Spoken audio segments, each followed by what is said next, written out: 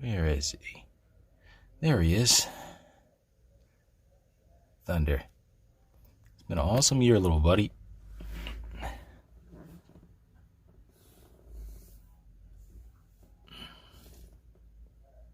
Ackie monitors. Small. Don't require that much space. Relatively easy to take care of compared to other monitors.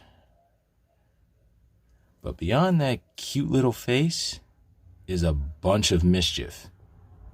Guys, today we're going to be going over a few things that Ackie monitors do as they get older that can sometimes be a pain in the ass, but just shows how intelligent and how inquisitive these little guys are. Today we're going to be going over things that Ackie monitors do as they grow older. Be prepared. Freaking don't even have any food. You're trying to eat my ring, butthead.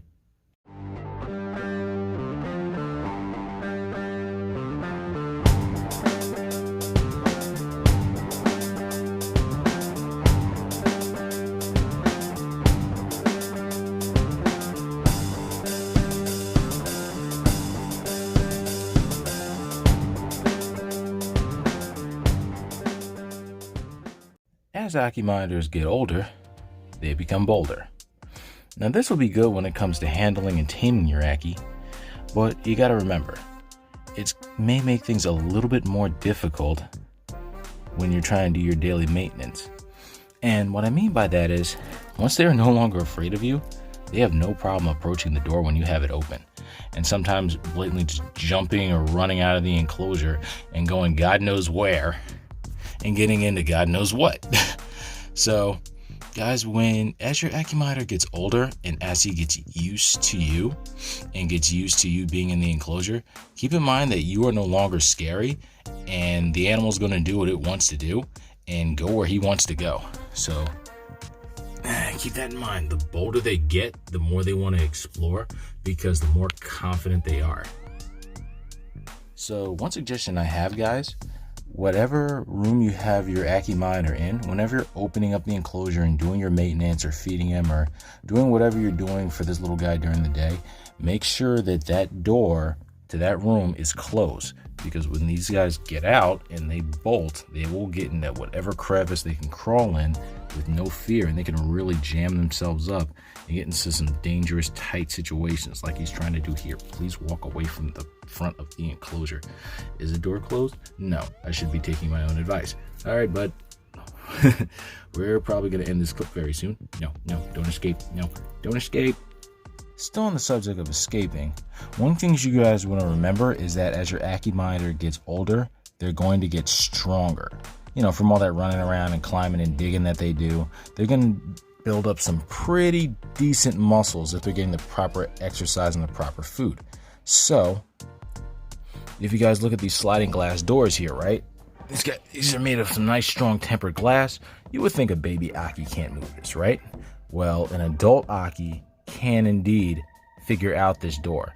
Like, for an example, in the morning, one time, I didn't have the lock on the enclosure like I should have, but I didn't think my animal could get out, right?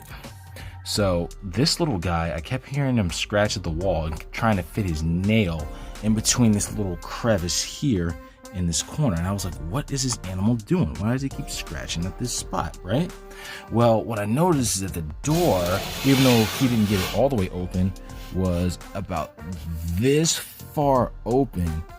Whenever I close this enclosure, I always make sure that it's closed all the way, which everyone should, and that's something you should really do.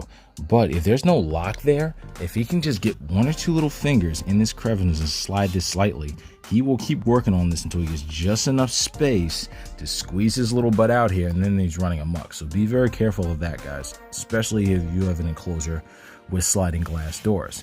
If you have the glass doors with a little pivot on them, you don't really have to worry as much. Just make sure you use that little lock that you have in the front if you have an Exoterra or the same style enclosure, to make sure that the animal can't just push the doors open.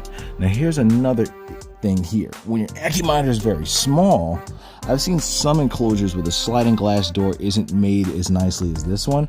So if you guys look, where my finger is here, there's only a little bit of space here. Not even as long as my fingernail.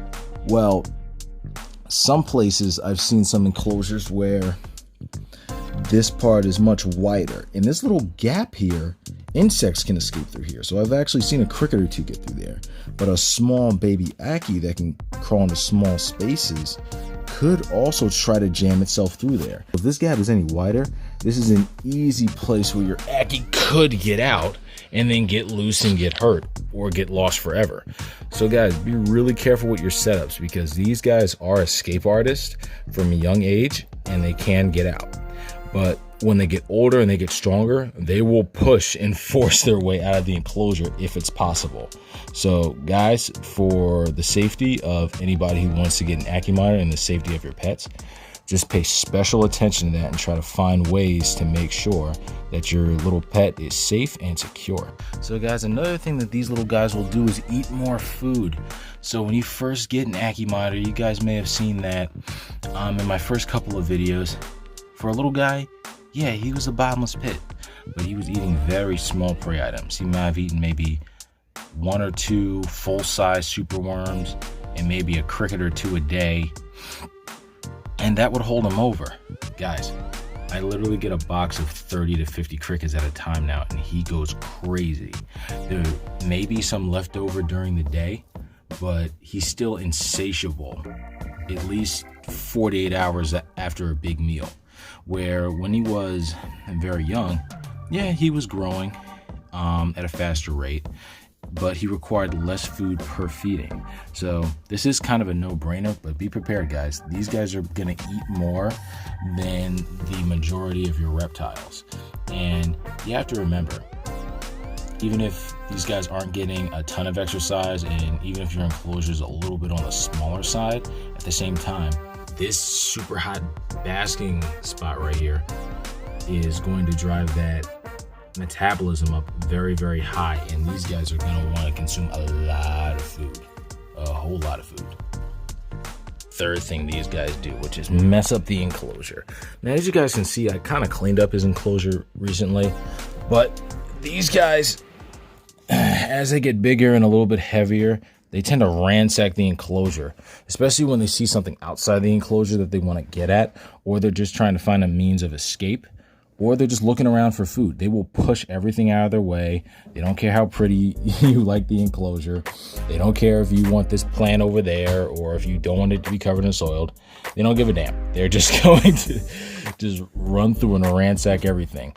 This piece of bark right here, I find that thing over his water bowl pretty much every morning.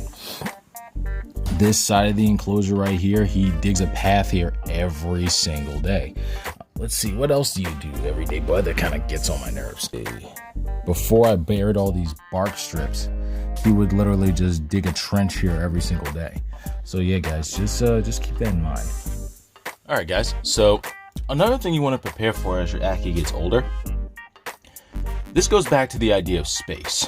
So these guys not only need a lot of horizontal space for them to walk on, but these guys also like to climb. Although that they're not a arboreal species, these guys do like to climb on ledges and rock backgrounds and things like that. So this guy's ledge that I had before, let me see, it's actually more of a mushroom ledge, but this is what he used to hang out on when he was smaller, right? As you can see, it's a decent sized ledge, but the magnets on this ledge were not strong enough to support his weight as he got bigger. So I wound up getting a larger ledge. Now, this isn't really an issue for me because things like this don't go bad, and I do plan on expanding my reptile collection as I gain more space and get older. Maybe for a crested gecko or whoever I decide to get in the future. But that's something to keep in mind, guys. You want to make sure the animal can use all the space available in the enclosure, and adding things like rock ledges. The suggestion I would make is, if you guys have ever seen those rock backgrounds, some of them are do-it-yourself, and some of them can be bought from companies that make them. I forgot the one that Brian Barczyk uses, but there's like a company that makes rock walls and things like that that you can put in enclosures, and they look really awesome.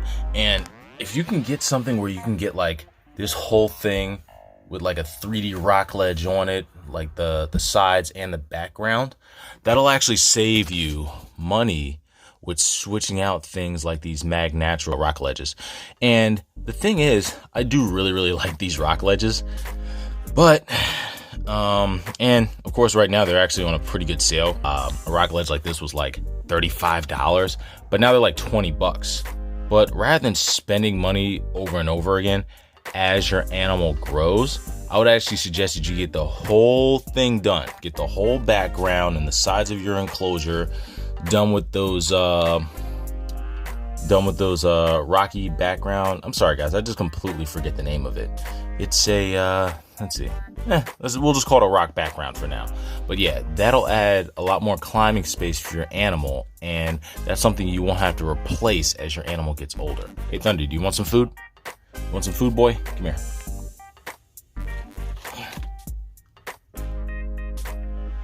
Come get it. Good boy.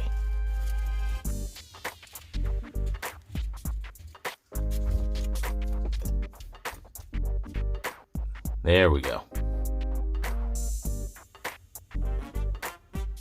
All right, guys. So another thing I want you guys to think about as your Ackie gets older and bigger is plants. The issue is as these guys get bigger, they're gonna dig more and more. A small Ackie can be destructive enough to anything that grows in soil, but a big Ackie is just gonna be that much more destructive the bigger it gets.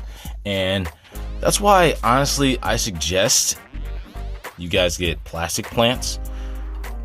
I'm still trying to use real plants, but the issue here is it can wind up being a waste of money, because a lot of times, and not only with Ackies, with other reptiles too, your animal will wind up just tearing it up. Okay, so if you guys look right here, this is the world's saddest pothos.